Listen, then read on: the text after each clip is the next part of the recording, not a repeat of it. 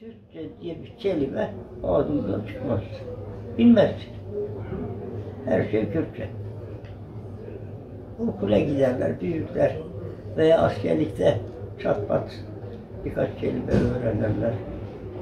Okuma yazma oranı hiç yoktu. Mesela birinin dışarıdan veya askerden her neyse bir mektubu gelirse bilhassa köy yerinde 7-8 köy gezerdiler ki o mektubu okuyabilsinler. O kadar kıt okuma yazma konusu. Şimdi yok. 55'ten sonra ertesi sene affedersiniz bu memleket eşek kullanıyor hayvanlara. Bütün uğraşın aracı sadece o hayvana bağlıdır. Yani o hayvan olmazsa köylerdeki insanlar sebze meyveyi bile tanıyamaz. Hala çok iyi hatırlıyorum. Bundan bir 15 sene önce Hakkari tarafında bir şey vardı, Bahçe Sarayı'nda. Onun belediye başkanı çıkmış konuşuyordu. Diyordu bizim memleketimizde hala diyordu portakal ve mandalinayı tanımayan insanlar var. Babam hayattaydı o zaman. Sene 53 falan sayılabilir. Bilmiyorum fakat yani o arada 55'te babam vefat etti. Limonu getirdiler, şimdi o 40 yaşındaki insan babama soruyor. Biz çocuk olduğumuz için gülüyoruz da ama bilmiyor annemsine. Bu nedir, bunu ne yapacaksın? Babam onu tarif ediyordu. Bunun adı limon ve kokusu, tadı ekşi. İşte çaya sıkarsın, çayın tadı güzel olur falan. Yani bunları ben gözümle gördüm. Saplara anlatıyorum. Ondan sonra babam vefat etti. Babamın vefatından sonra bize bir komşu geldi. O zaman Doğu Beyazıt her konuda Karadeniz'in etkisindeydi. Memurundan tut, öğretmeninden tut, sanatından, ticaretinden hepsi Karadeniz. Bilhassa fırın kısmı Artvinliler yapar fırın işini. Benim ustam da terziydi.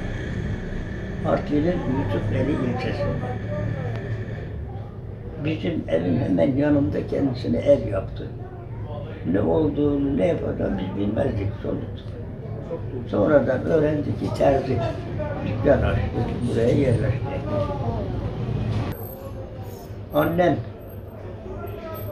onun hanımından herhalde müsaade işçi beni çırak olarak dükkana kabul. Ben ilkokula gidiyordum. Tabii okul mevsiminde okula yaz dönemi tatili başlayınca onun yanında terziliğe başladım. Ta 58'e kadar devam etti. Oraya gitmem. Yani 58'e kadar ama senede 3 ay diyelim. O okul tatil dönemi. Fakat benim bütün hevesim okumaktı. Yani okula diyebilirim ki benim yaşımdakilerin hiçbiri benim kadar okumaya düşkün değil.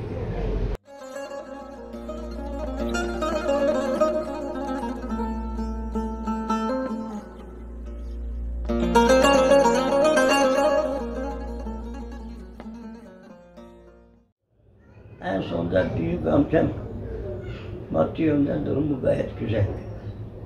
Benle çocuğunu gönderdi Erzurum'a. Onu tanışları çoktu askeriyede. Hatta personel başkanı Yarbay vardı. Lütfiye getirdi. Çok da yardımcı oldu. Onu da biz kazanamadık. Ben boydan kaybettim. Çünkü askeri okul hem sınavla hem şeyle sağlık yönünden raporlu talebe var. Oraya da biz kaybettik. Derken terfiye devam. 59'dan sonra diplomaları aldık, ilkokul diploması.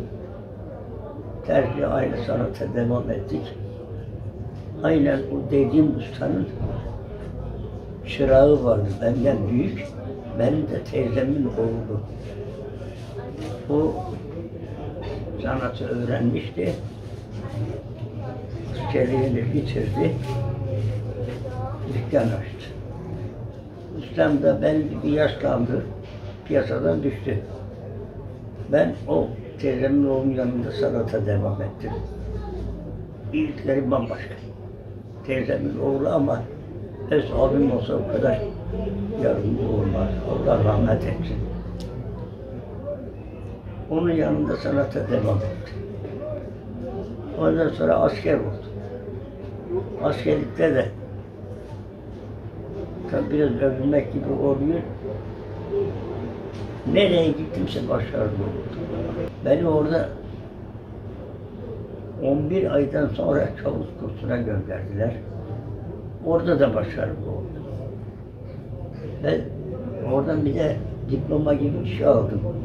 Bizim zamanımızda şimdiki mailler, mendeler yoktu. Her şey parmakla.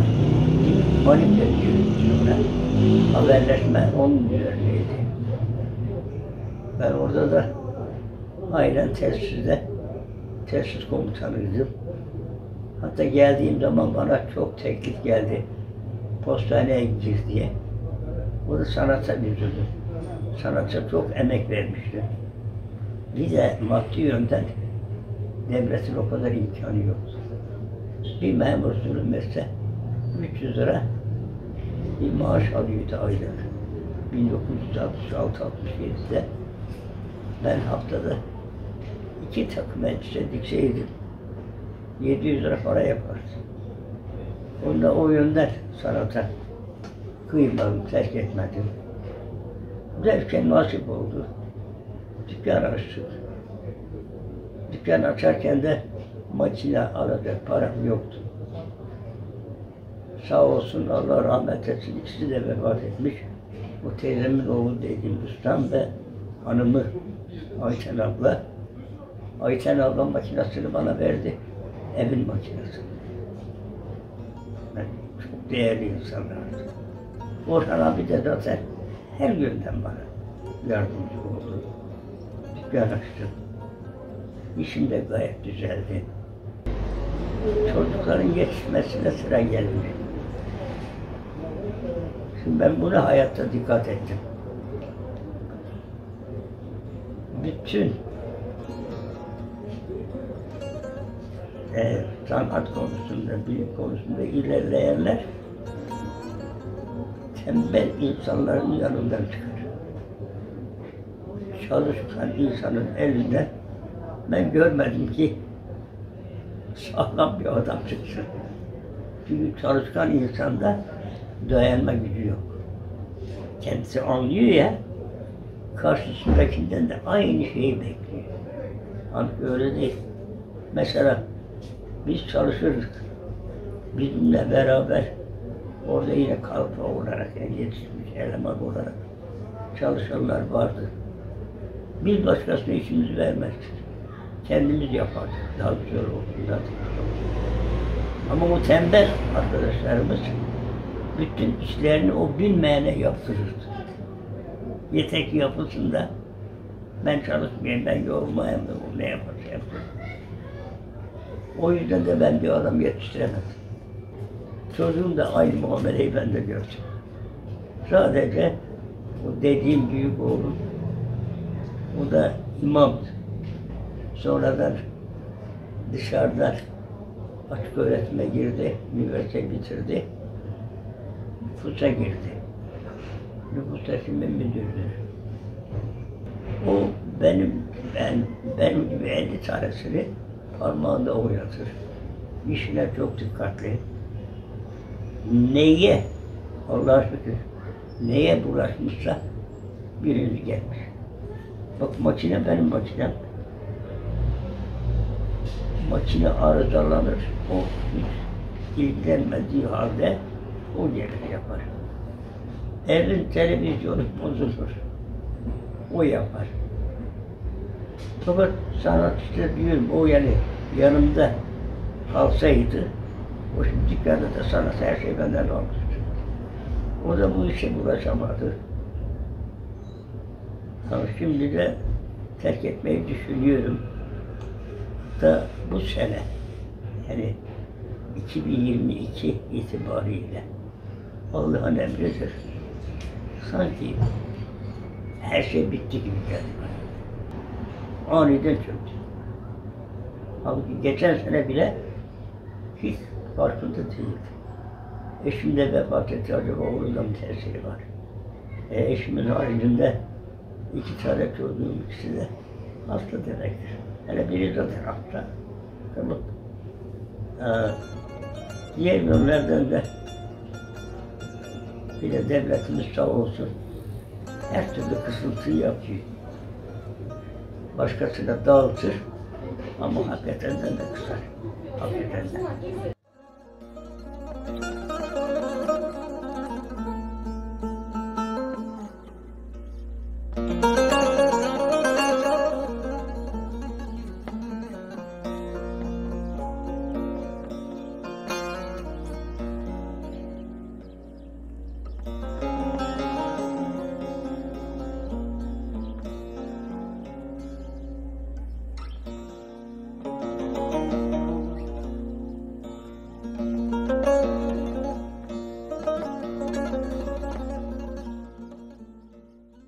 Yine de devletimiz sağ olsun hiçbir zaman için devletine karşı çektik.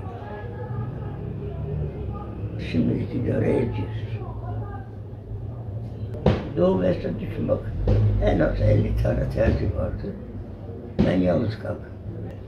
Silinen bir meslek. Ortadan kalkan bir meslek. Adam şimdi tutulmuş, hazır. Hazırım. Hiç de anlamıyor. Bir yağmur yer, her tarafı sarkar. Malzeme yok. Halbuki benim diktiğim ceket, adam geliyor yanıma, 17 yıldır giyiyorum diyor. İşte benim kendi ceketim, en az şimdiye kadar bir ceket 50 defa yıkamıştır. Atletimi nasıl, çorabımı nasıl makineye atıyorlarsa onu da aynen atıyor. Her şey zamanında değerli geçirler. Bugünkü imkanlar hiçbir zaman ele geçmez. Bak düşün, ben bazen diyorum ya sana, çok zamanlar ilaç kutularının, şişelerin ağzındaki lastiği silgi diye kullanılır. Veya dersini işlediğimiz yaprağı o silgiyle silerek dersimizi yaptık. Şimdi ben dikkat ediyorum. Devlet her türlü imkanı tanıyor. Bak düşün, bizim zamanımızda koskoca ilçede de olsa ismi bir ilçe. Ve bu ilçe de bildiğin diğer ilçelerden değil. Osmanlı'nın 5. 6. sancağıdır. Sancak dediğin eyalet usulü. Mesela Doğu Anadolu'da 5 tane sancak var. Erzurum, Diyarbakır, Van, Doğu Beyazıt, bir tane daha orada bulundu. Bunlar eyalettir. Ama sonra da parçalanma, savaş derken Doğu Beyazıt köy gibi olmuş. Asıl Doğu Beyazıt yukarıda sen gittin mi hiç? Yukarı Bayazıt diyor. İshak Paşa Sarayı. Asıl Doğu Beyazıt orasıdır. Şimdi burası istasyondur.